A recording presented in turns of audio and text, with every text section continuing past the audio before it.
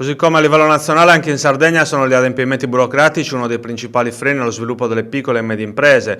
Per avere un'autofficina servono 86 adempimenti presso 30 diversi enti pubblici ed una spesa di 19.000 euro. Per aprire un bar ne servono 71 che coinvolgono 26 enti con una spesa di 15.000 euro.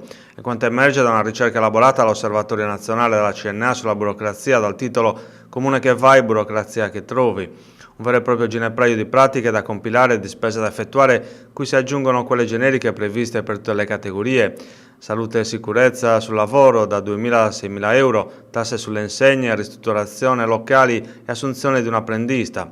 Un salasso sia in termini economici che in tempo perso e sottratto all'attività vera e propria.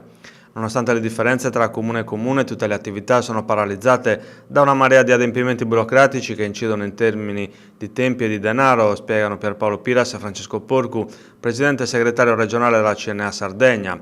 È assurdo che la pubblica amministrazione chieda 86 adempimenti a chi voglia aprire un'attività di autoriparazione. Anche chi ha di fronte la strada relativamente più agevole, come un aspirante acconciatore, se ne trova di fronte 65. Quanto alle spese, proseguono i dirigenti della CNA Sardegna, è inconcepibile che si possa arrivare a dover spendere quasi 20.000 euro per aprire un'azienda. Somme che potrebbero essere adoperate più proficuamente per acquistare macchinari e attrezzature necessarie all'attività. Da anni la CNA Sardegna, conclude la nota, chiede invano alla Regione di iniziare un radicale processo di semplificazione che faciliti la vita delle imprese sarde.